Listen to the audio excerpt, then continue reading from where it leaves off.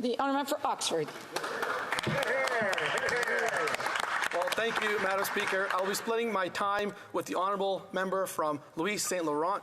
It is a pleasure today to rise in the House to speak on today's Opposition Day motion, because after 8 years of this Liberal-NDP government and this Prime Minister, Canadians are hurting. That Canadian dream that my parents came to this country for is starting to slip away. Life is unaffordable. Rent has doubled. Housing costs have doubled. The amount needed for a down payment has doubled.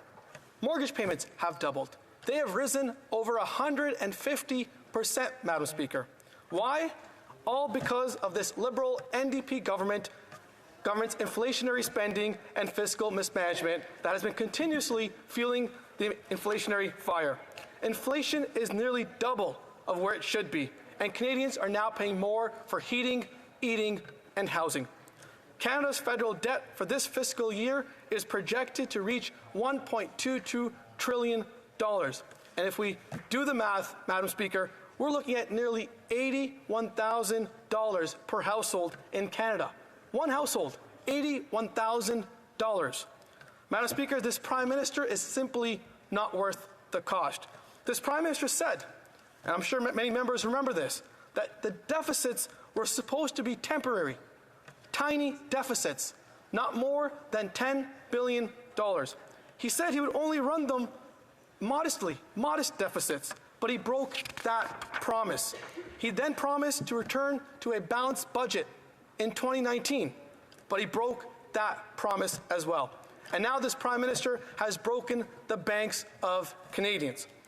Madam Speaker, to be perfectly clear, this Prime Minister and his Liberal NDP government have added more national debt than all previous Prime Ministers combined. Shocking. The current Finance Minister acknowledged that one of her goals was not to pour fuel on this inflationary fire, but she continues to spend, spend, and spend.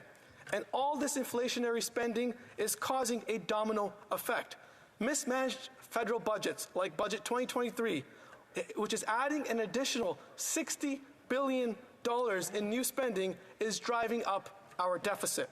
Deficits are fueling inflation. Inflation is causing interest rates to rise. This cannot be argued because we have seen the Bank of Canada in action. The Bank of Canada has raised interest rates 10 times in the last 19 months, Madam Speaker. Canadians are on the brink of losing their homes and their livelihoods. Just last week, I met with the Home Inspector, who has done 7 home inspections of homes in Oxford County that are going up for bank foreclosure, just in 1 week. Normally, that would be in 1 year. And that is the true impact of rising interest rates. This Liberal government has encouraged Canadians to borrow, borrow, borrow when interest rates were all-time low. But now Canadians have one of the highest household debts of any other G7 country. Madam Speaker, this is more than just numbers and dollars. It's about real people and the impact they have on their lives. I recently told this House of a single mother in Woodstock who cried at the door because she was struggling to put food on the table for her kids. Or that young couple in Tillsonburg who went to school, got a job, but now cannot access the housing market because of the rising cost of housing. Or that senior who lives in Tavistock that now relies on handouts from his family because he cannot survive on his own. And he has even looked at MAID as an option. There are real people with real devastating human consequences. And this government needs a common sense plan. You stop the deficits, you will stop inflation from continuing to rise. You will stop the increasing interest rates, and you will stop the defaults from happening.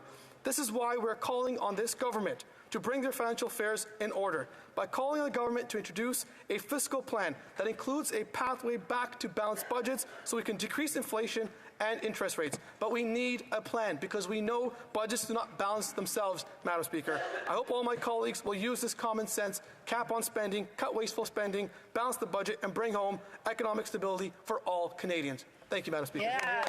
Bravo. Questions and comments.